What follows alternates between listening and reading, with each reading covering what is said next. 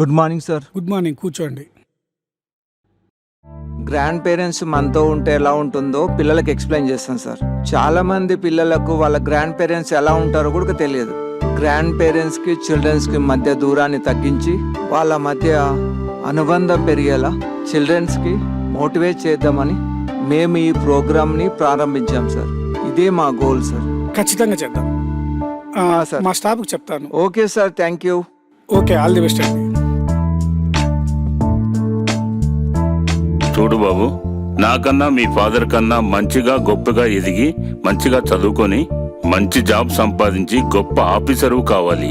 నువ్వు పెరిగి పెద్దయ్యాక చదువులో మాత్రమే కాకుండా మంచిగా ఐఏఎస్ ఐపీఎస్ చదివి మంచి పేరు ప్రఖ్యాతులు తీసుకురావాలి.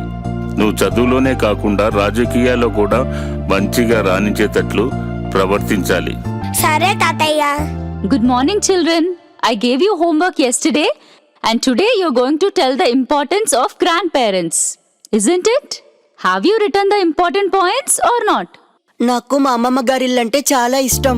ఎందుకంటే మాకు వేసవి కాలంలో సెలవుల్లో ముందుగా గుర్తుకొచ్చేది మా అమ్మమ్మ గారిల్లు. మా తాతయ్య నాన్న రాయల్టీగా ఉండాలని చెప్తారు. మా తాతయ్య నిజాయితీగా అబద్ధాలు చెప్పకుండా ఉండమని చెప్తుంటారు. Then who is going to say first? నేను.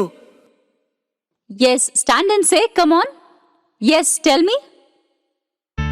మన నానమ్మ గురించి మనము ఎంత మాట్లాడుకున్నా తక్కువే. Now you say. మా ఇంట్లో అమ్మమ్మ నానమ్మలే ఉండరు.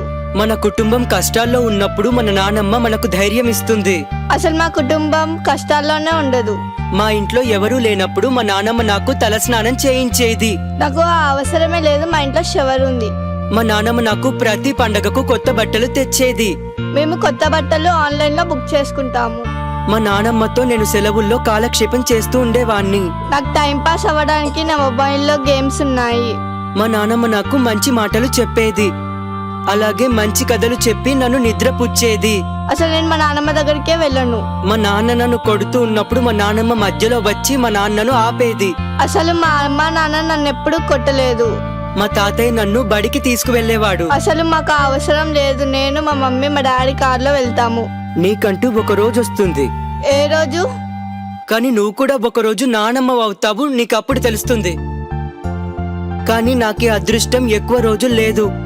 ఎందుకంటే మా నానమ్మ మరియు తాతయ్య చనిపోయారు.